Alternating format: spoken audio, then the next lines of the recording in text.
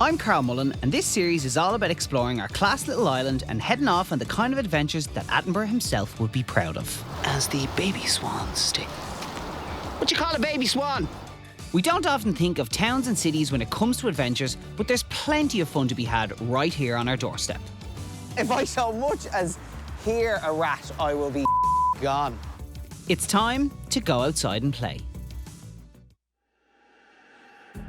Because life is so busy, we tend not to pay attention to what's right on our doorstep. One positive thing of lockdown was it kind of forced me to rediscover my own area and local gems like Timon Park in Tala. This is where I discovered the River Poddle. And it got me thinking, I wonder where that thing goes. So that's exactly what I'm going to do today. Find out where it goes. And I'm just going to, I don't know, follow it until it ends. What are these things called? Wellingtons, is it? Is this what they wear down the country? The Poddle starts its journey in Tala and actually has a hell of a backstory. At one time, it provided the drinking water to Dublin and was even used as a protective moat, but more on that later. I just think it's mad that you'd walk by something day in, day out and not realise that there was such an interesting backstory to it. Like, at the moment, it's such an insignificant little puddle of water, basically. You wouldn't think anything about it. It didn't take long for the Poddle to really come to life. And soon I was getting a little too into the spirit of the adventure.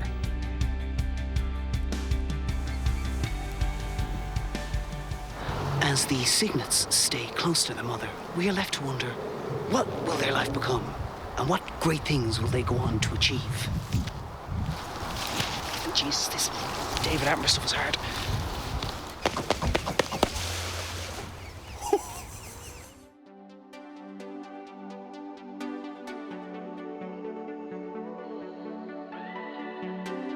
Right, okay, so we're starting to come out of the park and it goes... Okay, that's a housing estate. If I was to follow that in through the housing estate and at the back of people's houses, am I going to get arrested? Right, okay. So I decided to consult my phone to find out where I could see it next, instead of ending up on the 6-1 news for trespassing. Which brings me to Kimmage Manor, which is located in, Kimmage.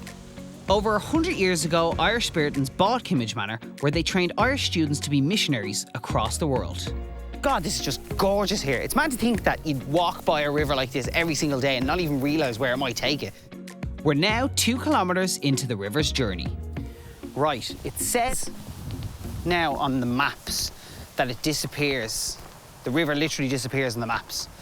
Okay, this looks like a tunnel, like it's going underground. And it's raining. This is brilliant. This is great. This is ideal. So, after a minor detour, we were quickly back on the river scent. Okay, so I'm following maps here. Now, we're in a place called Poddle Park, so by all rights, I would hope that the River Poddle is here. I can hear some... Yes! Okay. We're back at it. Here we go. Lovely. Still quite small, I have to say. I thought it would be getting bigger at this stage. Still pretty small. Do you reckon there's any fish in this? Ah, no, you're joking me.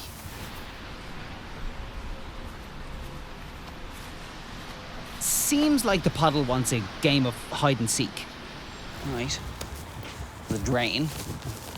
I must be like right on top of it now. Pretty sure it's right underneath me. This is Mount Argus, a residential area just outside the city centre and a lovely spot to enjoy the Poddle above ground for once. But something tells me that won't last very long. Probably should have researched this a bit more. Time to call the experts. Yeah, we're Mount Argus now. Yeah, so where does it go from here? What?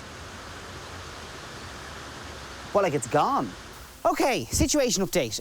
Just came off the phone with the council and yeah, it turns out we probably shouldn't have picked the Poddle to do this episode because it almost entirely disappears from this point onwards. There's one place where it reappears in town and that's where I'm gonna go now. The Poddle's river course takes us through the city centre. Who knew every time I strolled down these streets I was walking on water? Almost completely submerged at this stage, I was told that there was one very historic viewing spot to Dublin's hidden river. That place is here, Dublin Castle, where I'm told that the River Poddle actually flows underneath. So that's where I'm going to go and check out now. Right, so this is class. I've just been speaking to some of the guys in Dublin Castle here, and apparently the Poddle used to run around the castle as a kind of a moat.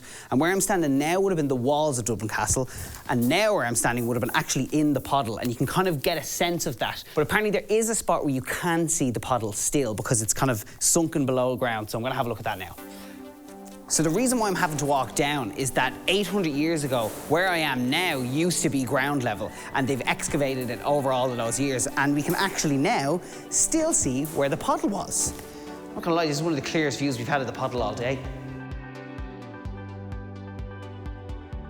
So something else I'm just after finding out about is that the Poddle is actually partly responsible for Dublin getting its name. So Dublin comes from Dublin, which is Blackpool, and that was the area where the Poddle and the Liffey actually met, and they think that that was actually right here.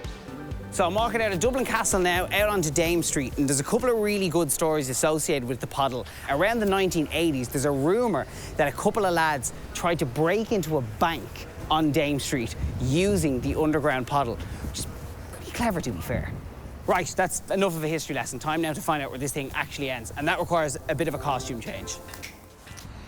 This is not the River Poddle. This is the River Liffey, obviously. But I'm reliably informed that the River Poddle flows into the River Liffey, and you can see it, so that's exactly where I'm on my way to now. This has been explained to me, and I've been told it's very easy to mount a boat, or to whatever it is you do getting into a boat. Left foot here. Oh, mother of God. Right, we're in. Happy days. Let's paddle to the Poddle, huh? Right. This is feckin' easy.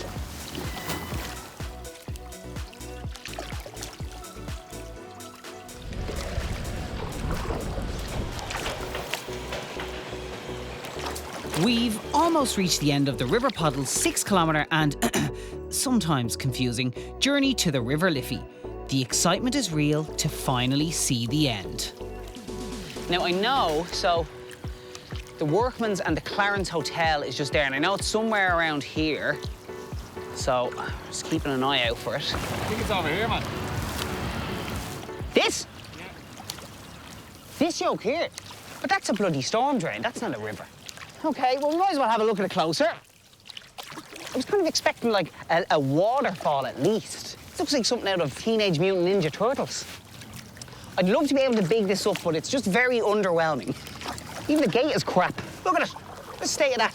I had this image of it, like, majestically flowing as a little waterfall into the River Liffey, and all they give it is a drain. Oh, yeah, do a programme on the Poddle. Oh, it's going to be real interesting, yeah. So my adventure with the River Poddle may have come to a rather unexpected end. But it did bring us to some class places, and that's kind of the great thing about this. If you start following a river, you just don't know where it's going to bring you. So, you know, you can do this with a big river like the Liffey, a smaller river like the Poddle, or you could just do it with the stream at the back of your house, and you don't know where you're going to end up. Like I have here on the River Liffey, and it doesn't really get much better than this.